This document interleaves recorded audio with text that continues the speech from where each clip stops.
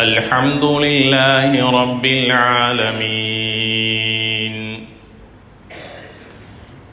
نحمده ونستعينه ونستغفره ونعوذ بالله من شرور أنفسنا وسيئات أعمالنا من يهده الله فلا مضل له ومن يضلله فلا هادي له أشهد أن لا إله إلا الله وحده لا شريك له وأشهد أن محمدًا عبده ورسوله اللهم صل على محمد وعلى آل محمد وبارك وسلم عليه يا أيها الذين آمنوا اتقوا الله حق تقاته ولا تموتن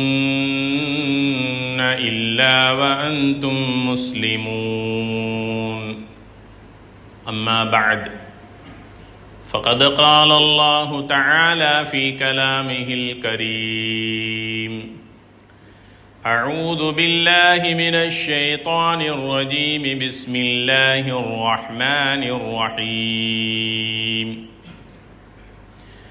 إن الذين آمنوا وعملوا الصالحات كانت لهم جنات الفردوس نزلا خالدين فيها لا يبغون عنها حولا صدق الله العظيم قال النبي صلى الله عليه وسلم كل معروف صدقة رواه مسلم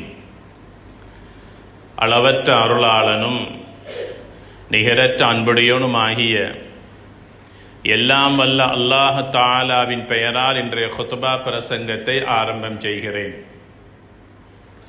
எல்லா புகழும் புகழ்ச்சியும் உலகத்தை படைத்து பரிபாலித்து கொண்டிருக்கக்கூடிய வல்லனாம் அல்லாஹு தஆலா ஒருவனுக்கே உரித்தானது. அல்ஹம்துலில்லாஹ். சாந்தியும் சமாதானமும்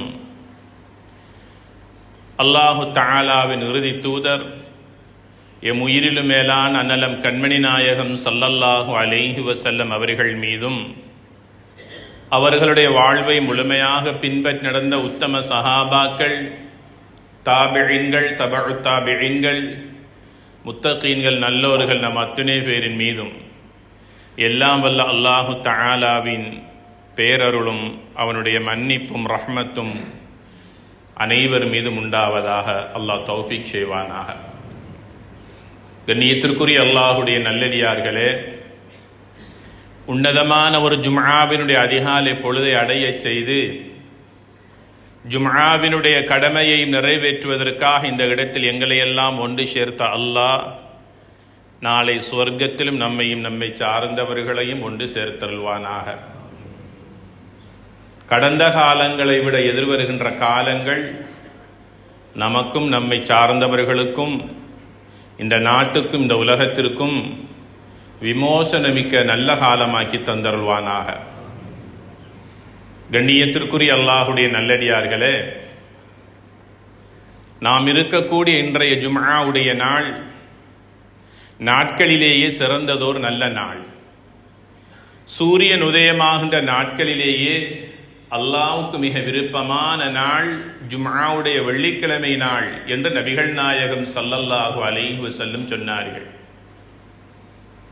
அல்லாஹ்வுக்கு ரொம்ப விருப்பமான தொழுகை ஃபஜ்ருடைய தொழுகை.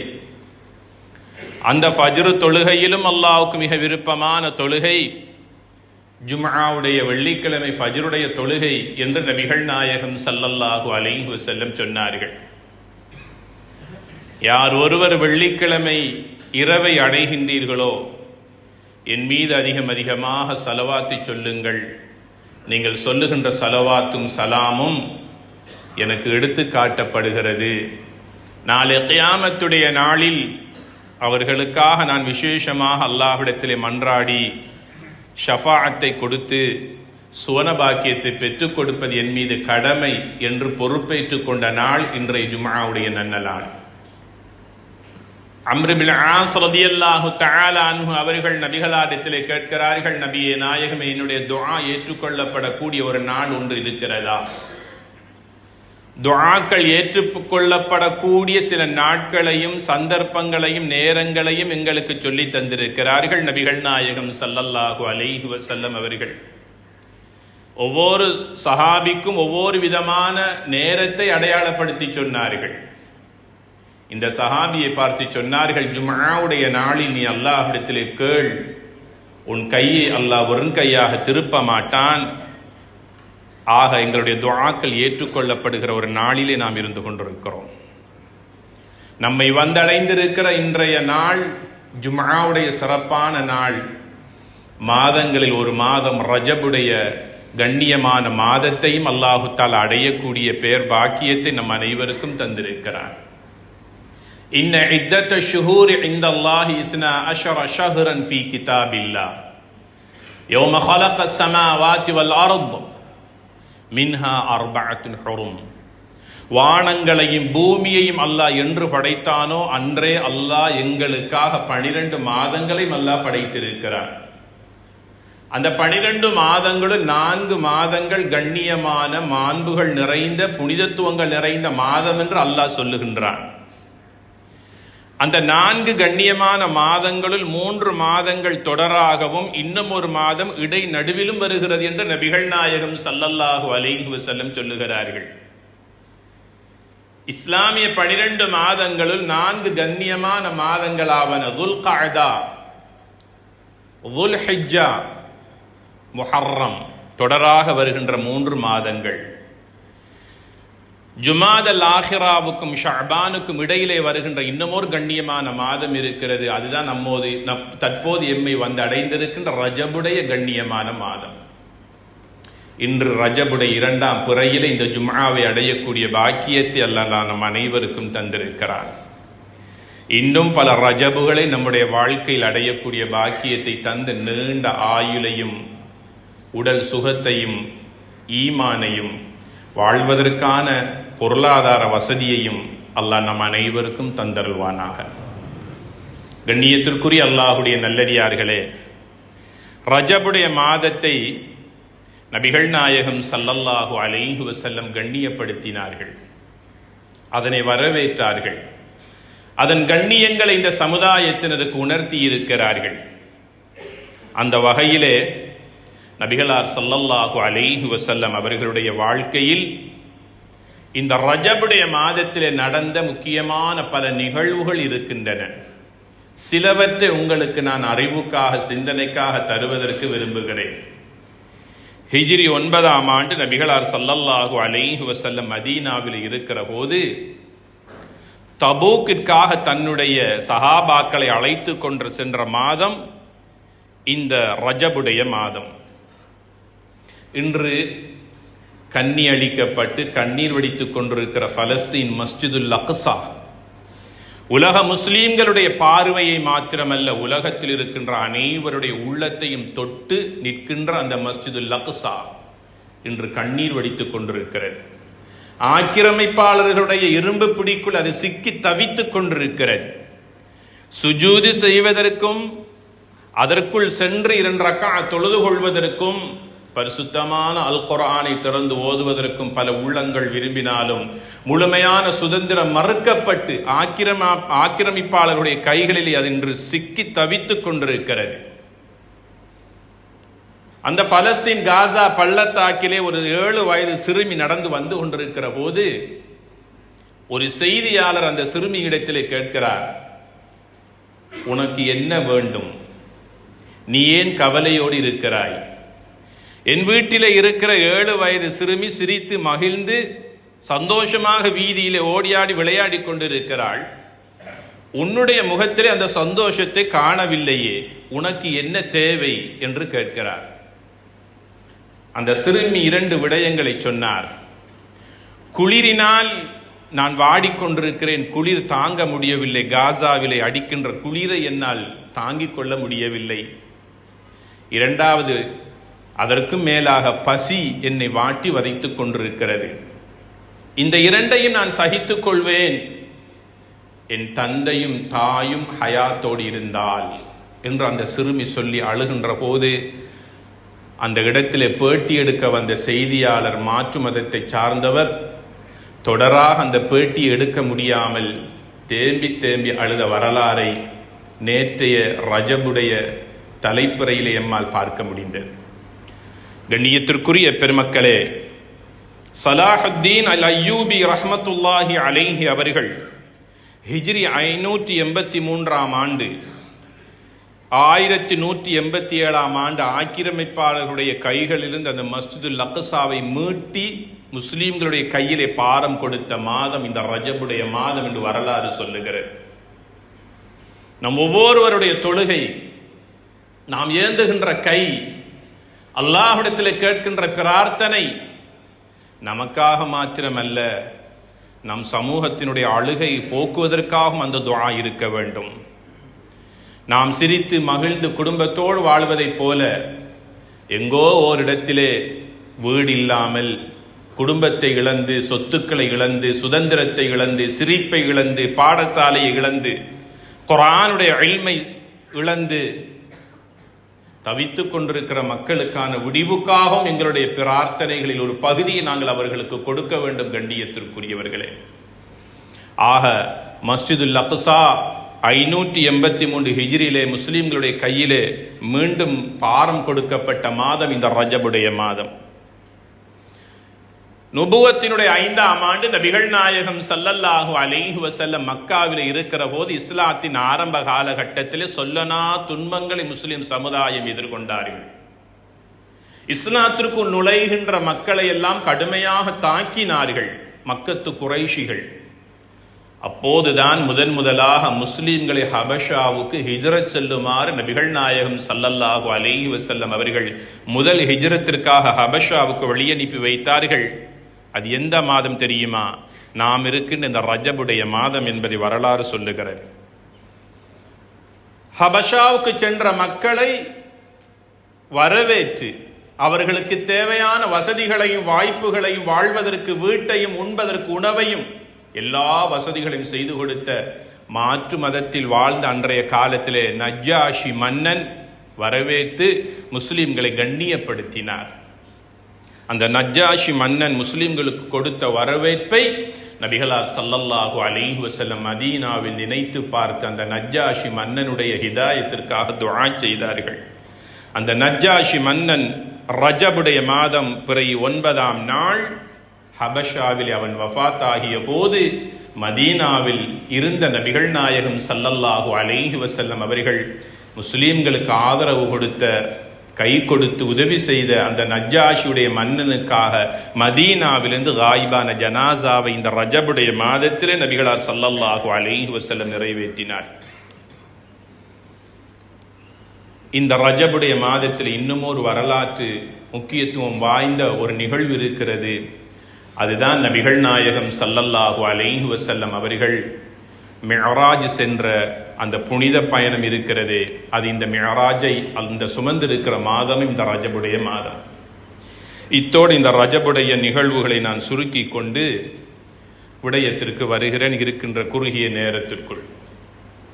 அல்லாஹுடைய நல்லடியார்களே, அல்லாஹு தஆலா அல் குர்ஆனில் கூறுகிறான், யா அய்யுஹல்லதீன ஆமனு ர்கஉ வஸ்ஜுது வஅபுது ரப்பக்கும் வஃஅலுல் கைர் லஅல்லக்கும் துஃப்லிஹூன்.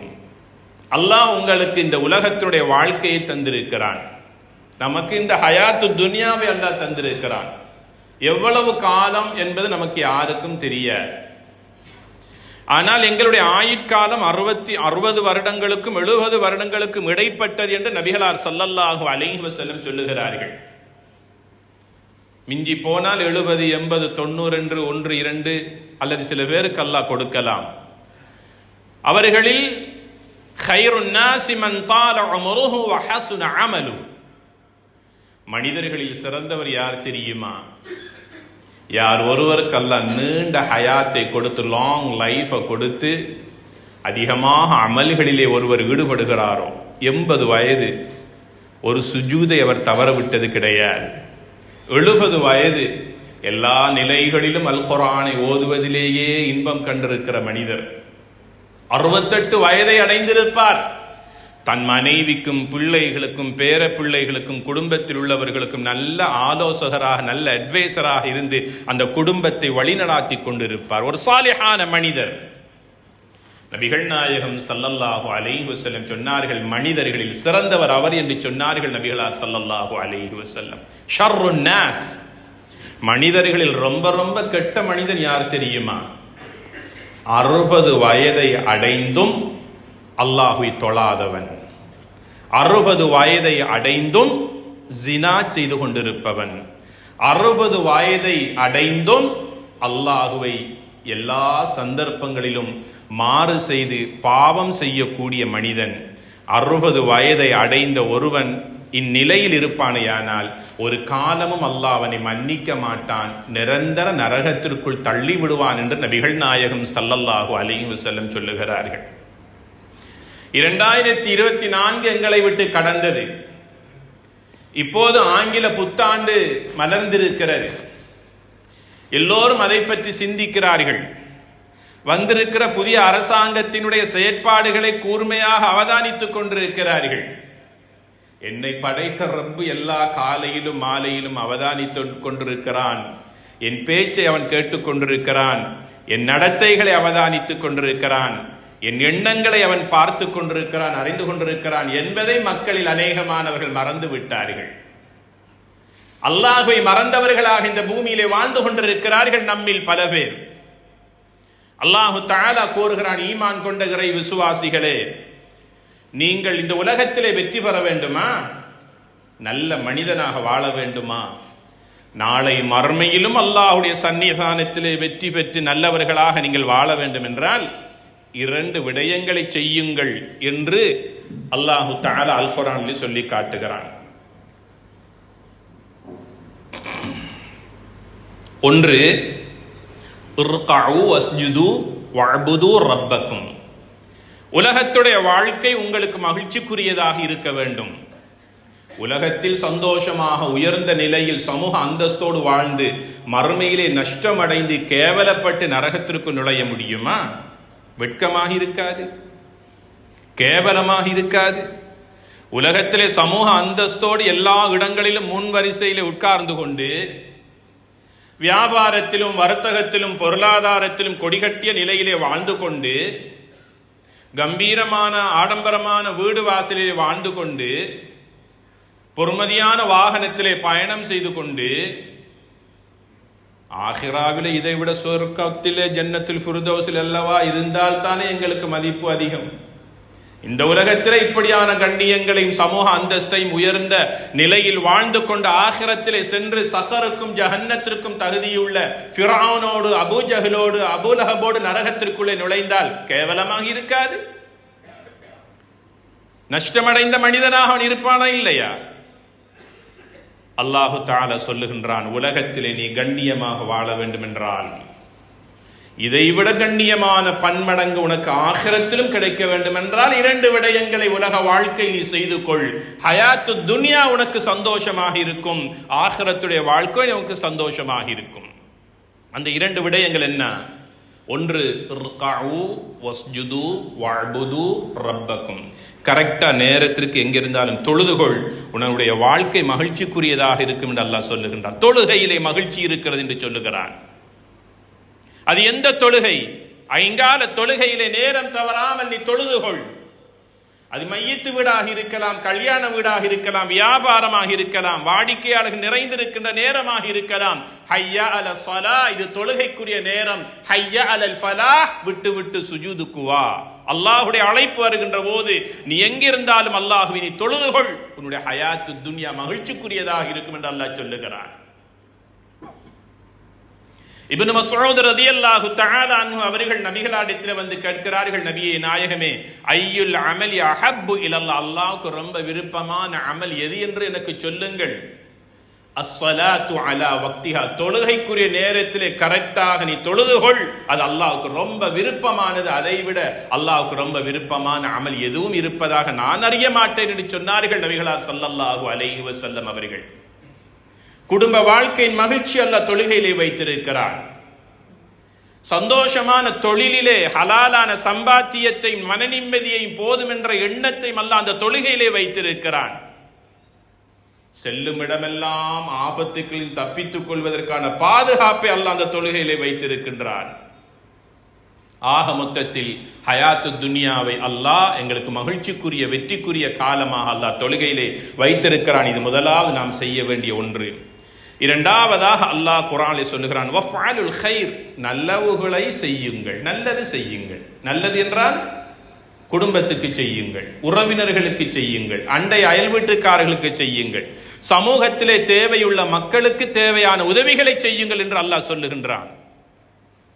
நீங்கள் உங்களுக்காக மாத்திரம் வாழ வந்த சமுதாயம் அல்ல, தேவையுள்ள மக்களுக்கும் நீங்கள் உதவி செய்ய வேண்டிய சமுதாயம் என்று அல்லாஹ் சொல்லுகின்றான். பிறர் நலத்தை பேணி வாழ்ந்து கொள்ளுங்கள் என்று அல்லாஹ் சொல்லுகின்றான். வஃஅலுல் கைர், எதுவாக இருந்தாலும் நலவுகளை செய்யுங்கள். ஒரு நாள் பொழுது மஸ்ஜிது நபவிலே அஸ்ர் தொழுகைக்கு பாங்கு சொல்லப்படுகிறது. எல்லா சஹாபாக்களும் தங்களுடைய வீடுகளிலே உதவெடுத்துக் கொண்டு தொழுகையை நபிகளாருக்கு பின்னால் ஜமாஅத்தோடு தொழுகின்ற ஆர்வத்தில் அவசரமாக மஸ்ஜிதுக்கு சென்று கொண்டிருக்கிறார்கள். வீதியின் குறுக்கே ஒரு மரக்கிளையொன்று ஒடிந்து கீழே விழுந்திருக்கிறது. எல்லோரும் அதை கடந்து கடந்து சென்று கொண்டிருக்கிறார்கள். தொழுகையிலே ஜமாஅத்தோடு நபிகளாரோடு தொழ வேண்டும் என்ற ஆர்வத்திலே 25 வயது மதிக்கத்தக்க ஒரு வாலிபன் வருகிறான். எல்லோரையும் போல் அவனும் காலை எடுத்து கடந்தான். மனதிலே ஒரு எண்ணம் உறுத்தியது, அவர்கள் கடந்ததைப் போல நான் கடந்து விட்டேன், பின்னால் கண் தெரியாத ஒருவர் வருவார், சிறு குழந்தைகள் வருவார்கள், வயோதிபர்கள் வருவார்கள். கண் தெரியாத ஒருவர் வந்தால் இந்த மரக்கிளையிலே தடுக்கி விழுந்து அவருடைய முகம் உடைந்துவிடும், பற்கள் உடைந்துவிடும், இரத்தம் கொட்டும் என்ற சிந்தனை வருகிற போது, தொழுகையை பிடிப்பதா மரக்கிளையை அகற்றுவதா என்ற சிந்தனைக்கு வருகிற போது உடனே செயலில் இறங்கி குறுக்காக இருக்கின்ற அந்த மரக்கிளையை அகற்றினான், ஓரமாக்கினான். ஓரமாக்கிவிட்டு அவசரமாக பள்ளிக்குள் நுழைகிற போது ஜமாஅத்து தொழுகை முடிந்து சஹாபாக்கள் எல்லாம் பள்ளியிலிருந்து வெளியே வருகிறார்கள். இந்த காட்சியை பார்த்த போது இந்த வாலிபனுக்கு கவலையாகி விட்டது. ஏன்?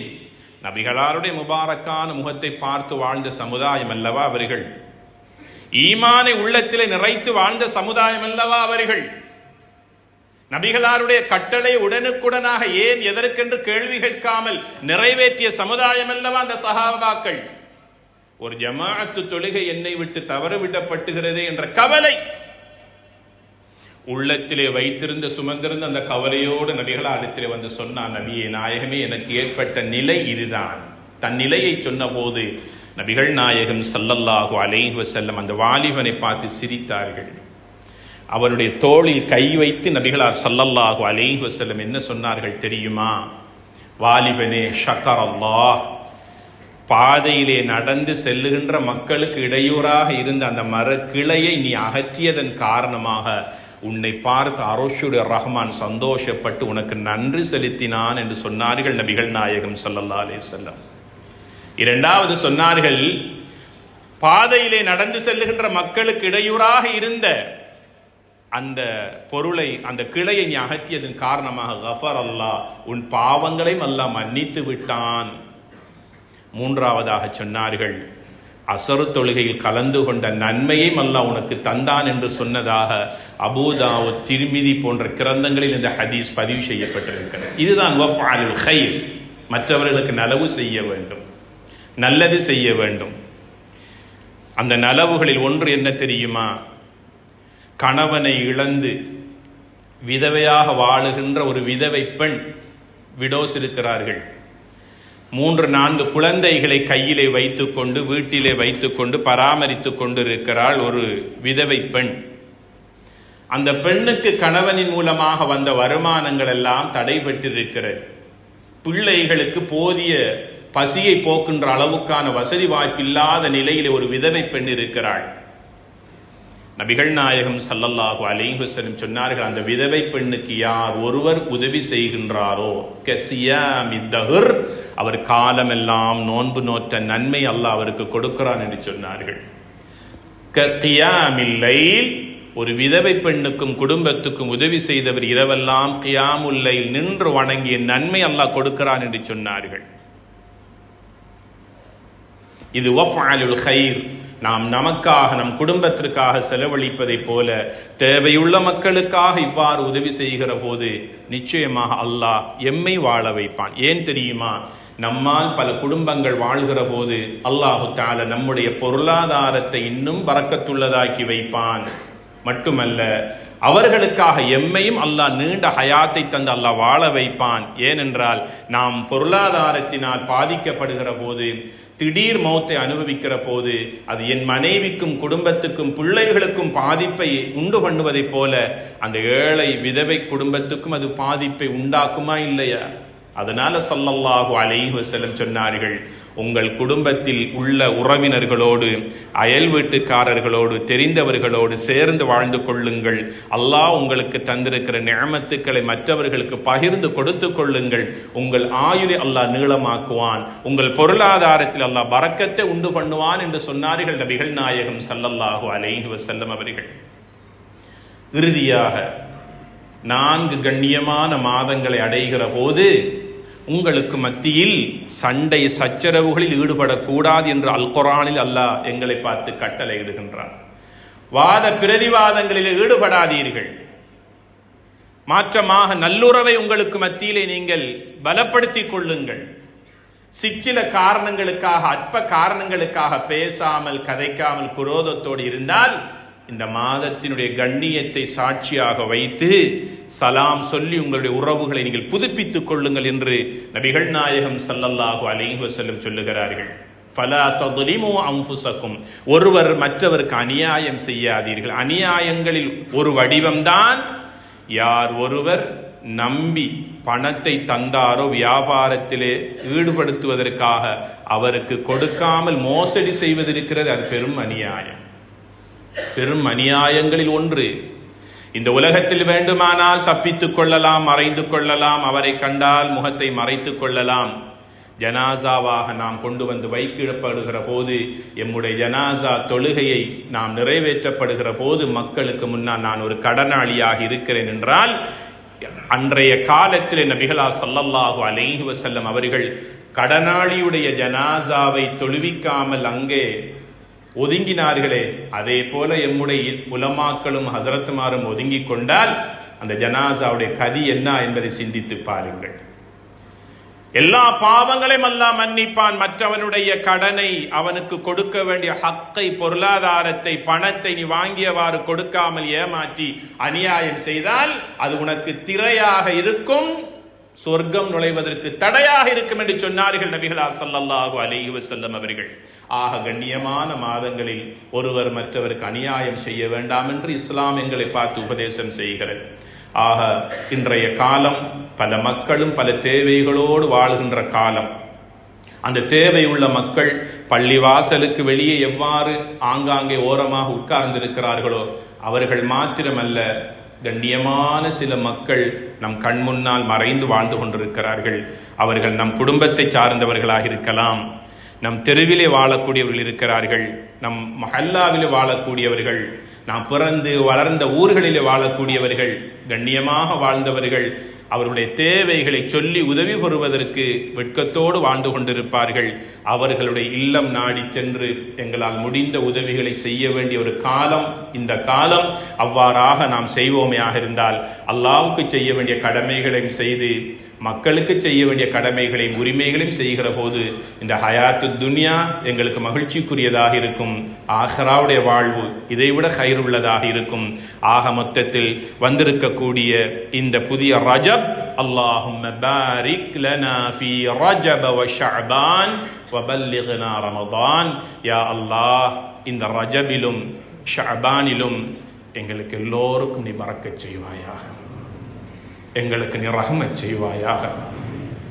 எங்களுடைய கஷ்டங்களையும் துன்பங்களையும் துயரங்களையும் யா அல்லாஹ் நீ போக்கி அருள்வாயாக. எங்களுடைய பொருளாதாரத்திலும் வியாபாரத்திலும் வாழ்க்கையிலும் யா அல்லாஹ் நீ பரக்கத்தை உண்டாக்குவாயாக. இந்த உலக வாழ்க்கை எங்களுக்கு மகிழ்ச்சிக்குரியதாக்கி தந்ததை போல ஆகிராவுடைய நிரந்தரமான வாழ்க்கை எங்களுக்கு மகிழ்ச்சிக்குரியதாக்கி தந்தல்வாயாக. வபல்லிக்னா ரமலான், ரஹ்மத்தான ரமலானை எந்த சிரமங்களும் இல்லாமல் அடைந்து பகலெல்லாம் நோன்பு நோற்றி இரவெல்லாம் நின்று வணங்கக்கூடிய உடல் சுகத்தை, ஈமானை, நீண்ட ஆயுளை நம் அனைவருக்கும் தந்தல்வாயா. எங்கள் அனைவருக்கும் யா அல்லாஹ் உன்னுடைய மேலான மக்ஃபிரத்தை நசீபாக்கி அருள்வாயா. எத்தனையோ மக்கள் எங்களிலே நோயாளிகளாக இருக்கிறார்கள், அவருடைய நோய்களை யா அல்லாஹ் குணப்படுத்தி அருள்வாயாக. அந்த நோய்கள் எமக்கு வந்து விடாமல் யா அல்லாஹ் நீ பாதுகாப்பாயாக. எங்களை விட்டு மௌத்தாகி கபராளிகளாகிவிட்ட கபராளிகளுடைய பாவங்களை மன்னித்து அவருடைய கபர்களை சொர்க்கத்தின் பூஞ்சோலையாக்கி வைப்பாயாக. நீ விரும்பக்கூடிய அமல்களில் ஈடுபடுகின்ற போது எங்களுடைய மௌத்தை யா அல்லாஹ் நல்லதாக்கி தந்தல்வாயாக. நீண்ட ஹயாத்தை தந்து அதிகமாக அமல் செய்யக்கூடிய பாக்கியத்தை தந்தல்வாயாக. எங்களை நீ கபூல் செய்வாயாக. இந்த நாட்டுக்கும் இந்த நாட்டு மக்களுக்கும் யா அல்லாஹ் நீ அருள் பாலிப்பாயாக. உலகளாவிய ரீதியிலே வாழுகின்ற இஸ்லாமிய சமூகத்தினருக்கு அல்லாஹ் நிம்மதிய சந்தோஷத்தை கொடுத்தருவாயாக. எங்கள் அனைவரையும் உன்னுடைய நல்லடியார்களாக கபூல் செய்து கொள்வாயாக. வ ஆகிர் தஅவானா அனில் ஹம்துலில்லாஹி ரப்பில் ஆலமீன்.